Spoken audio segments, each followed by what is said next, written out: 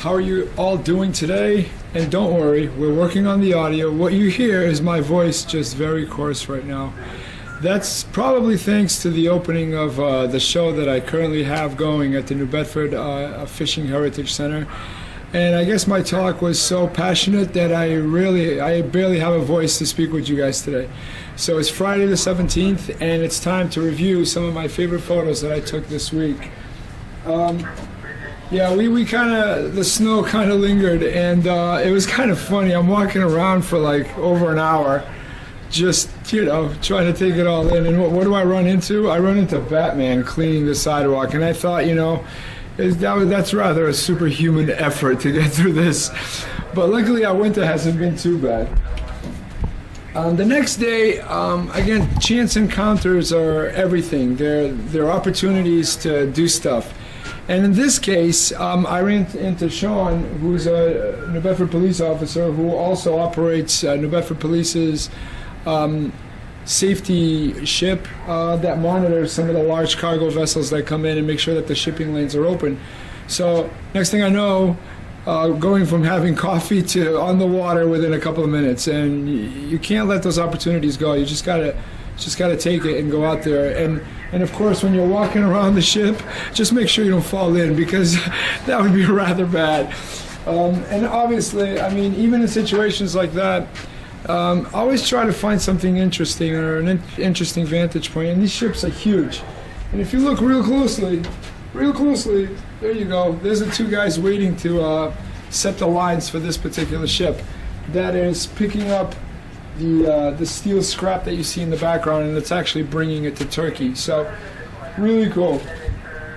Wednesday, I found out about this collaboration with the New Bedford Symphony Orchestra, and a group of kids from the Gomes School had the opportunity to compose their own fanfare. Fanfare is like a short trumpet blast to announce somebody important, and they dedicated it to people important in their lives. And this particular girl, that's her mom and her mom's boyfriend, that she wanted to dedicate to both of them, and she read a poem, and it was really emotional, and it was actually emotional for me behind the camera as well.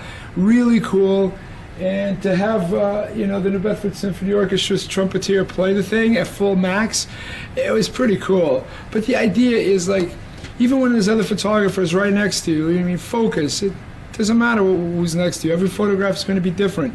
And in this case, the idea that why are they becoming emotional? Are they just crying because they just happen to run into each other? No, they're emotional because of the trumpeter playing the particular fanfare that this girl came up with. So it's important to have all these elements, the storytelling elements, tell you what the story is about without you needing to read the caption. That's the important thing.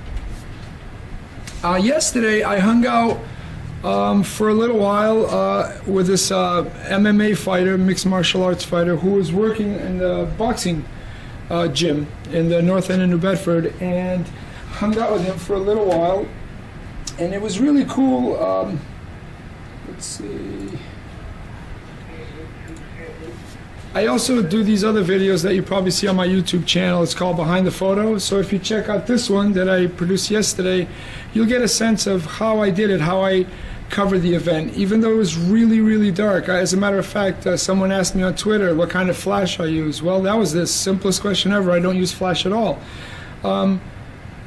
I don't think of it as a limitation. I think of it as an opportunity to create photographs that are completely different. So if you go in there and you're thinking, well, I'm just going to light this place up with a flash, well, how about you just look at what the place looks like, and you might find out that what's already there is far more interesting than anything you could possibly throw at it. So again, like in this situation, look, I'm in the ring. I'm in there, and you can check out the full video. I'll try to post it over here somewhere below my finger. And again, have fun with it. Look at different ways of covering it, and see if you can find an interesting vantage point, an interesting angle. And today, we got to have fun sometimes, and I thought that this masked robber was kind of like wanted to clean the colonel's ears or something, and I thought it was kind of funny, so I found this out in Wareham. Again, not everything in photojournalism needs to be like, heartbreaking or anything like that. I mean, I take a lot of pride in covering all aspects of the community, not just the stuff that I'm necessarily interested in, but every single thing matters, you know? Well, one of my favorite sayings is pretty simple. There's no assignment that's too big for me, but there's also no assignment that's too small. Make the best of it, get out there, and shoot pigs.